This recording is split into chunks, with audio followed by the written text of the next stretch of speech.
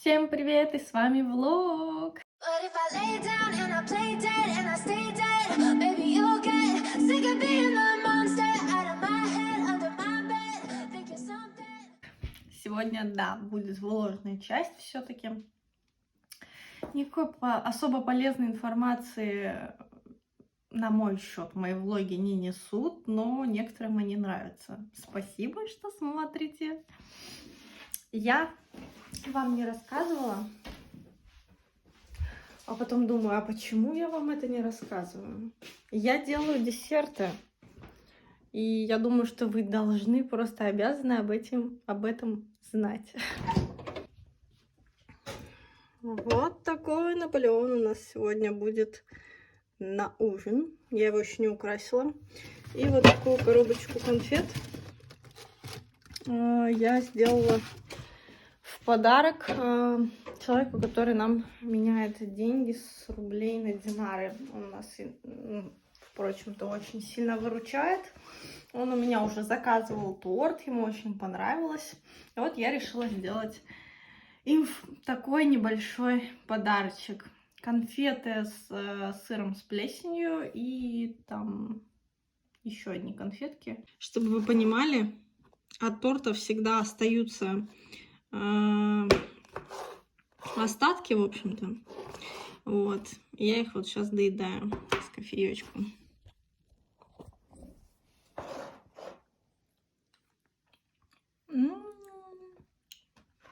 Какой вкусный тортик у нас сегодня будет. Планирую его сегодня как раз украсить. Хотела зафоткать, успеть днем, но походу уже не успею, потому что время уже 2 часа дня, у нас темнеет в 4. Мне еще нужно успеть до Юговичева доехать, отдать конфеты и вернуться домой. Так. Мы тут недавно сходили на закупочки, купили утеплиться мне курточку, потому что уже холодает, а мы же не брали никакие вещи с собой теплые. Купили куртку мне и кроссовки. Кроссовки взяли, потому что мои старые кроссовки уже приходят в негодность. И плюс ко всему они мне очень сильно неудобные. Рассказываю, откуда появились эти кроссовки. В общем-то, в Москве, когда мы жили, я работала в магазине Armani Exchange. И нам выдавали форму. Ну как, грубо это за наши деньги. То есть, если мы увольняемся, мы это все оплачиваем. И, в общем-то, нам выдавали кроссовки, там джинсы, кофту. Кстати, кофта осталась. И дело в том, что Armani Exchange, как многие другие магазины, не специализируется в плане обуви. Они пытаются, они сделали очень хорошую стельку, там подкладку, но все равно, в общем-то, обувь у них жутко неудобная. Проходила я в этих кроссовках 1,5 года. 1,5 года, ребят, всего. Но я это скидываю на то, что они белые. И я грубо в Москве еще даже в такую холодную, уже слякостную погоду могла в них походить. Слякостную. В общем, в слякоть. Могла в них походить. И я думаю, что просто не нужно было этого делать. И вот, в общем-то, эти кеды арманевские, они мне все уже начали давать о себе знать в плане «давай уже нас смени». У меня все ноги в мозолях, пальцы в мозолях, сзади мозоли, сбоку мозоли. И, для меня это непонятно. Нет, у них, конечно, есть хорошие модели, более-менее удобные, но почему-то именно для работы они решили выбрать гипернеудобные кеды. Возможно, эти кеды просто не были столь актуальными, что их просто решили пустить в спецодежду, да. Странное, необдуманное решение, потому что твоя рабочая одежда должна быть очень удобной и комфортной для того, чтобы, ну, как бы, да, быть в таком легком, классном, поднятом настроении, чтобы общаться с покупателями, продавать им на большую сумму денег. Но они почему-то выбрали вот эти странные кеды, неудобные, и все, кого я знаю, кто одевает эту обувь впервые, они просто молят Бога для того, чтобы этот день закончился и чтобы они смогли снять эти адские кеды. Ну, если у вас не так, как бы можете меня, конечно, поправить в комментариях. Мое мнение от этого не изменится. Я это прочувствовала на себе. Это не единственная пара обуви, в которой мне было неудобно. В общем-то, поэтому мы эти кроссовки пустим в утилизацию. Мои нынешние кроссовки выглядят так. Взяли мы черные, потому что погода у нас сейчас не позволяет носить белые, и это очень муторно в данных условиях. Очень важно мне, чтобы была платформа. Мне просто так удобнее, и важно, чтобы у меня нога хоть и узкая сама по себе, но мне важно, чтобы вот это место немножко было расширено, потому что у меня косточка вот здесь торчит, и очень много обувь, которую я хотела бы влезть, я не могу, потому что мне сразу она давит. Фирма совершенно какая-то обычная, простецкая, Спранди. Я так понимаю, что это фирма, что типа а-ля горные кроссовки там и так далее. Далее, я очень люблю, когда внутри мягко для ноги. И, собственно, вот что я вытащила, это стелька ортопедическая. Почему я ношу ее? Это мне вообще Серегина мама посоветовала. Я никогда вообще раньше о них не слышала, не понимала, зачем они нужны и так далее. В итоге я попробовала. Вот так это вставляется. И вот так носится. И я попробовала.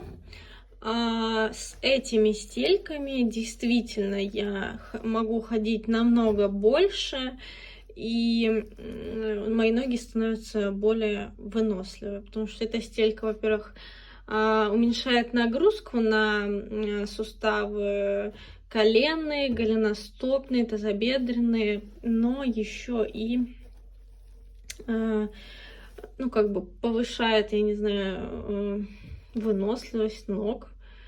Вот. Ну, это чисто из моих наблюдений также. Что она еще делает? Что эта стелька еще делает? Ну, улучшает кровообращение в стопах. И, собственно, если у вас есть какие-то болезни ног там и так далее, связанные с вашим плоскостопием, то это тоже все потихоньку будет сходить на нет. Вот такие кроссовки, в общем-то. Мне нравится, что здесь нет шнурков. Ну, как бы они есть, да, но они как-то вот сами по себе тут. Завязал, как тебе хочешь, и ходи, все. Ну, как-то так.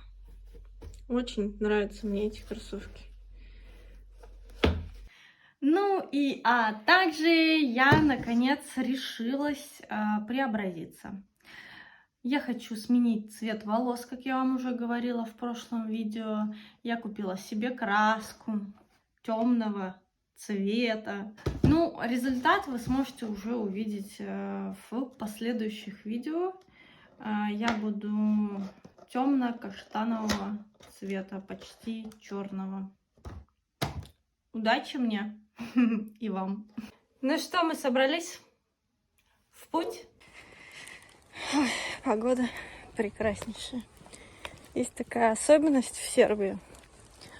А тут, как в России, никто не прячется за заборами большими. У всех совершенно обычные, совершенно прозрачные заборы. И они очень хорошо украшают свою территорию. Ну, то есть постоянно газончики подстригают и так далее. Ну, вот так вот. Все открыто, все прозрачно. А у нас все прячется, потому что вдруг кто-то увидит, что у нас есть в имении, а вдруг кто-то залезет ночью, а вдруг кто-то что-то сворует. Здесь все очень просто с этим, конечно.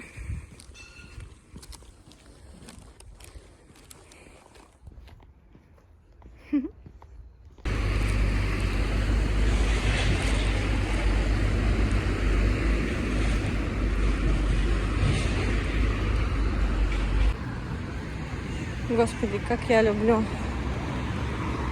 Новый Сад за такую прекрасную осень. Ноябрь месяц, зеленая трава, светит солнце,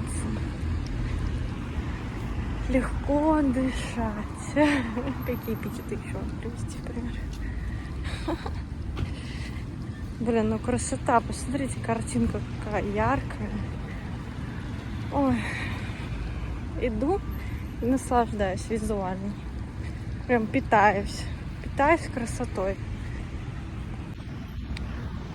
Будь я сейчас, наверное, в Москве, я бы так хандрила. Я так не люблю это время, когда начинает холодать.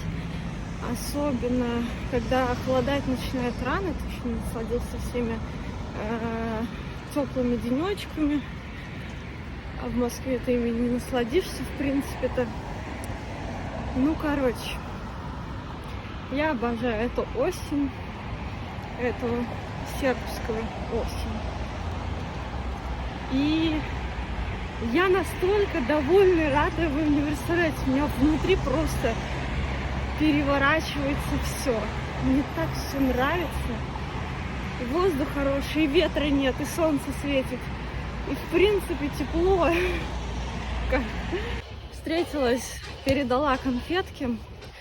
Короче, помните, как-то я записывала видео, что были выстрелы слышны в Ветернике. Вот. Я вам даже на видео были слышны эти взрывы. Короче, оказывается, вот сейчас мне рассказывает человек, который здесь в Югорчево живет. Он 1,5 месяца назад или месяц, ну как раз там, когда я записывала это видео, он слышал, как танки выезжают. У них же полигон здесь, не полигон, а база военная небольшая. И у него, он говорит, отсюда выехали танки как раз в нашу сторону, в Ветерник. И там что-то, там же полигон в той стороне, и там что-то отстрелялись, типа бах-бах, короче, и обратно поехали. И вот тут-то я поняла, вот что это были за выстрелы, и можно, короче, особо было не переживать, все нормально. Хорошо, что эту информацию нам сказали, успокоили, так сказать. Просто, видимо, какие-то учения были.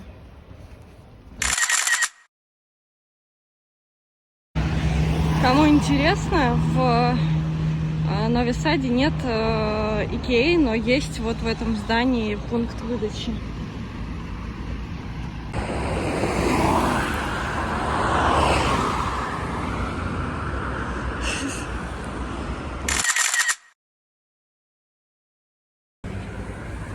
Друзья, еще одно видео.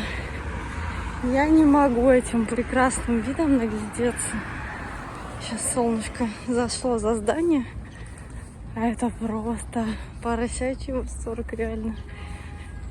Прям туманка, смотрите какая. И солнце светит. Вы когда-нибудь такое видели? Я никогда не видела. Ну еще видео закатик. Ну что, друзья, вы готовы?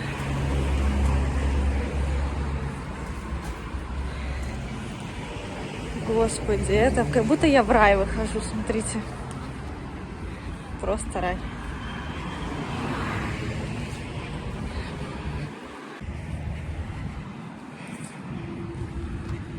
Господи, вот это красота. Вы уже задолбались это слушать, я понимаю. Но я не могу это не заснять. Есть люди, которые точно так же любят закаты, как и я. Так что наслаждайтесь! Обалдеть. Красота. Туманка. Красота. Шла я здесь и увидела затерянный автобус. Затерянный, заброшенный. Двухэтажный. Сейчас покажу вам фотки, которые я сделала.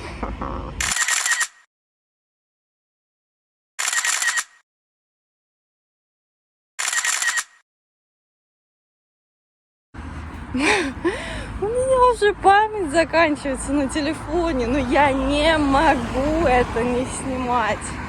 Я потому-то буду еще пересматривать, ребята.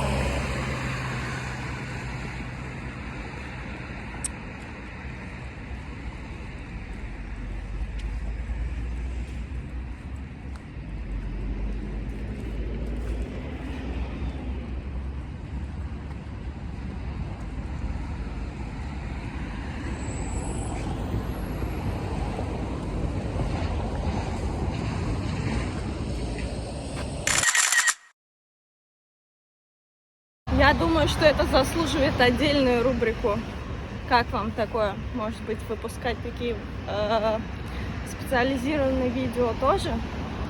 И делать, допустим, съемку места и какие фотки там могут получиться. Я думаю, это будет гиперинтересно. Ну что, вы готовы? Та-дам!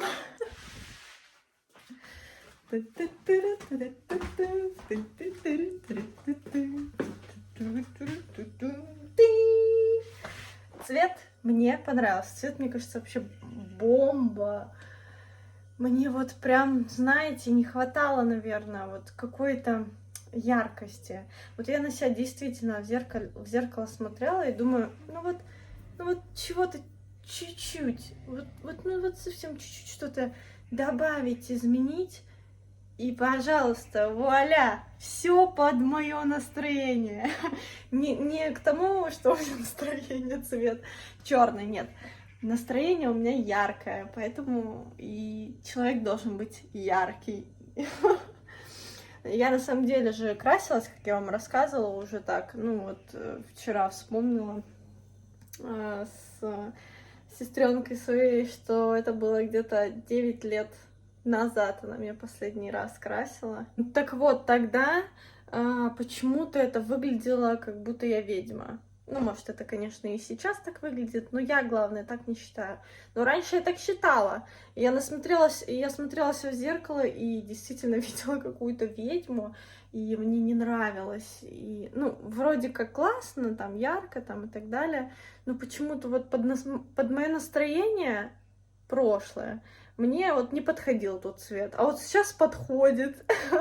И солнышко вот только что выглянуло. Ляпота. Иногда вот хочется, знаете, посидеть в каком-нибудь необычном месте в квартире, в другом, ни на стуле, ни на диване, на полу где-нибудь, вообще где угодно. Полы сейчас холодные, поэтому я подстилаю коврик, на котором занимаюсь. Читаю книжку, которая называется «Город женщин». Написала ее Элизабет Гилберт. Это писательница. Я недавно узнала только, что, оказывается, по ее роману сняли фильм «Ешь, молись, люби». Представляете? Для меня эта книга еще больше стала значить в плане, вернее, даже не книга, а писательница. Как-то мне хочется почитать еще ее различные романы. А эта книга очень необычная. Я никак ее не дочитаю, но если ее начать читать, ребята, если вы любите вообще, в принципе, что-то... Но эта книга просто гипер манящая, гипер необычная, я никак не дочитаю ее, к сожалению. Но вот если я сажусь, меня очень тяжело оторвать от нее, хотя я не очень люблю художественную литературу, я скорее прочитаю научную литературу, чем художественную. Ну вот если меня книга сильно зацепит, то я, конечно же, буду ее читать. Очень хорошо тренирует и память, очень хорошо тренирует фантазию, что очень круто, да, когда мы читаем, мы представляем, как это, как они выглядят, как описано, соответственно, в книге и так далее. И читать очень полезно. И также есть какие-то слова, которые мы не знаем, это нормально. И опять же, пока мы читаем их в книге, мы их изучаем и берем себе, так сказать, в обиход. Сама книга про девочку, которая попала в мир бурлеска. Сама обложка выглядит вот так в русской версии, но на самом деле в оригинале она совершенно другая, и в русской версии мне обложка больше нравится, конечно же. Расскажите, какие книги читаете вы, что вам нравится, и есть ли, может быть, у вас в своем арсенале такой список книг, которые вот прям стоит прочитать. Если как бы есть, напишите, я с удовольствием внесу это в свой список, который я потихоньку читаю. Ну что, это видео у нас затянулось на дольше, чем обычно, но я пока монтировала этот влог, мне почему-то было так приятно пересматривать то, что я снимала на улице, закат и так далее. Я не знаю, как вы это расцениваете, но я в тот момент настолько расплывалась, у меня такие бабочки внутри были, вы не представляете. Мне даже было, ну, как бы плохо от того, что я прям задыхалась от этой красоты. Я не знаю, как это еще описать. Ну вот, я смотрела, и у меня прям как будто так сжималось все. Ну, это вроде что-то приятное, а вроде это, видите, приносит какую-то все-таки боль. Я просто, наверное, не умею, ну, как-то радоваться наполовину. Просто если я радуюсь, то я радуюсь прям до потери пульса. Надеюсь, это прекрасное видео вам тоже понравится точно так же, как и мне. Возможно, вы каких-то даже мелочей в нашем мире и не замечали ранее, но теперь-то вы уж точно будете их замечать и радоваться точно так же, как и я.